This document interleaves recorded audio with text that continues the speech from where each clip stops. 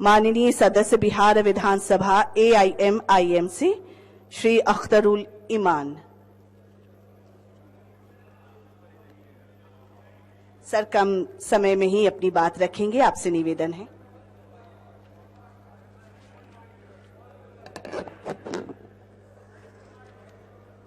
बिहार विधानसभा भवन शताब्दी समारोह के शुभ अवसर पर आज के इस ऐतिहासिक महफिल के सदर और हमारे विधानसभा के अध्यक्ष जनाबे विजय कुमार सिन्हा साहब, डाइस पे तशरीफ फरमा बिहार के मुअज़्ज़ज़ वज़ीर आला जनाबे नीतीश कुमार साहब,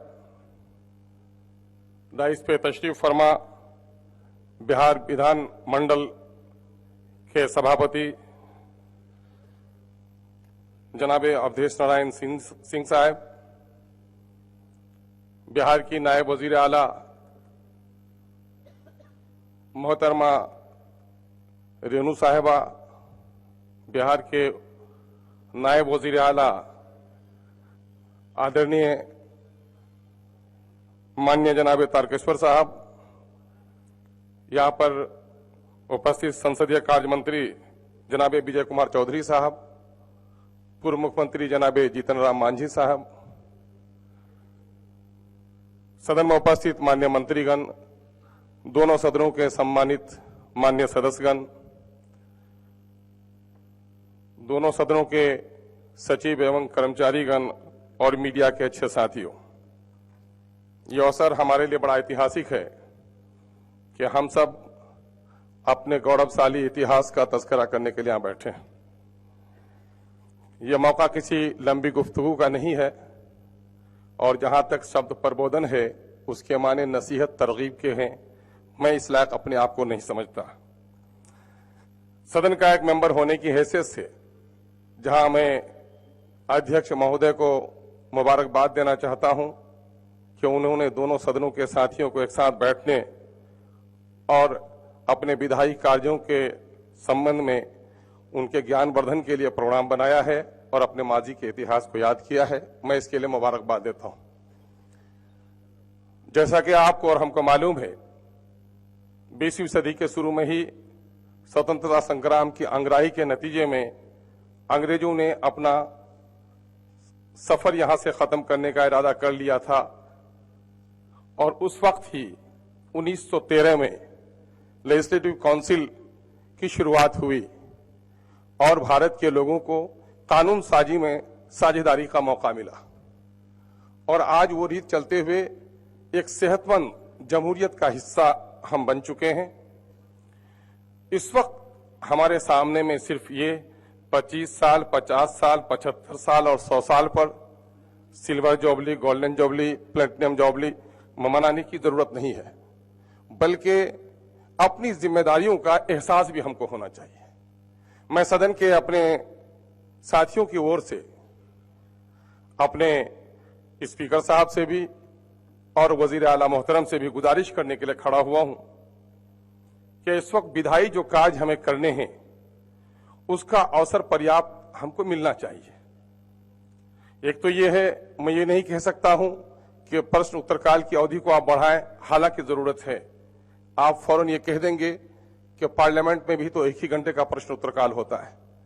हमारा विधायी कार्य के अलावा हमारे ऊपर जिम्मेदारी है कि हम विकास को और मौजूदा वक्त के एडमिनिस्ट्रेशन को भी देखें।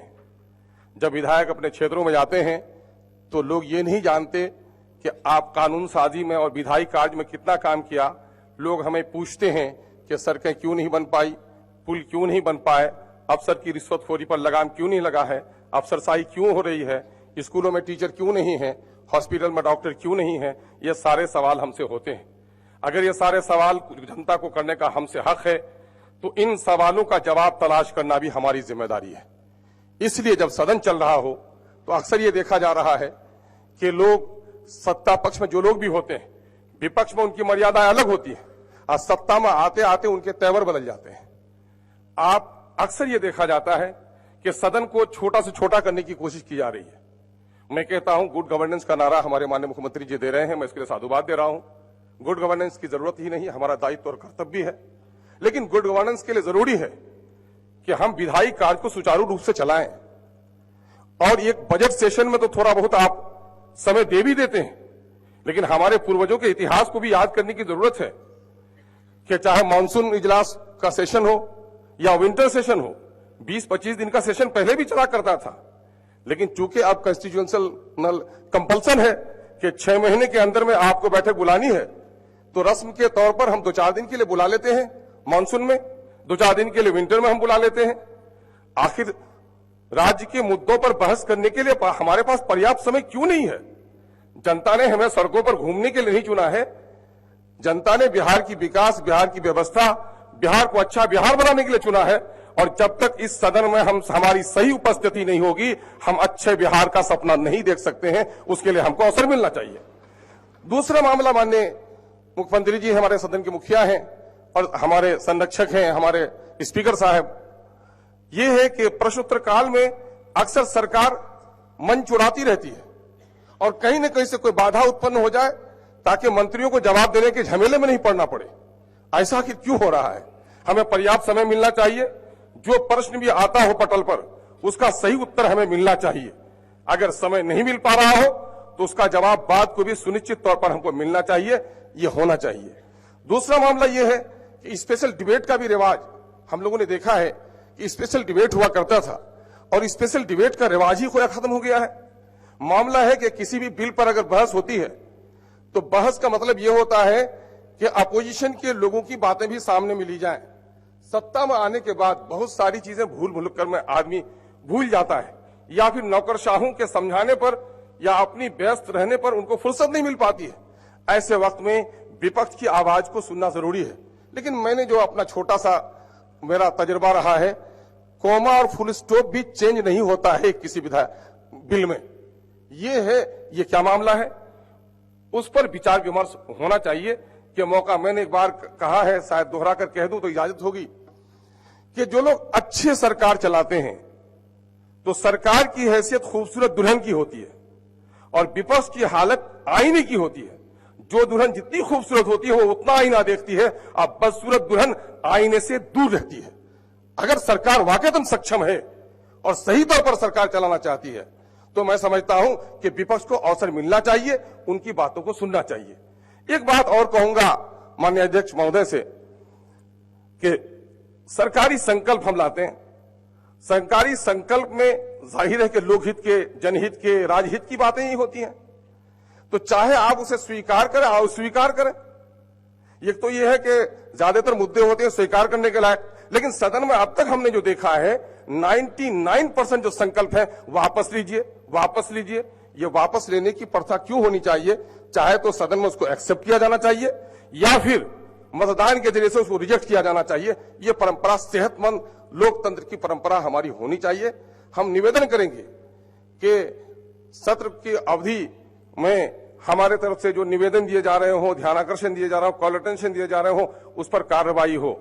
और एक दर्द की बात चौधरी साहब ने अभी की है, मैं भी उस दर्द को आपके सामने में रखना चाहता हूं। प्रोटोकॉल क्या है? एक बात कही जाती है कि विधायक बिहार के चीफ सेक्रेटरी से ऊपर का आदमी होता है, लेकिन क्या सत्य में ऐसा है? आज आपका विधायक दारोगा से बात करने में घबरा रहा है, आपका विधायक वीडियो, डीएम और एसपी से बात करने में घबरा रहा है। तो आखिर हमारी, अगर विधायक कमजोर हो जाएगा, विधायक ही अगर कमजोर हो जाए तो लोकतंत्र, सिपाही कमजोर हो जाए तो जंग नहीं जीत सकते हैं। अगर विधायक कमजोर हो जाए तो लोकतंत्र की सुरक्षा नहीं हो सकती है। ये दर्द और पीड़ा की चंद बातें थी। अगर सत्य हो तो इस पर थोड़ी सी नजर डाली जाए। अपने भी खफा मुझसे, बेगाने भी नाखुश, मैं जहर हलाहल को कभी कह न सका। बहुत बहुत शुक्रिया।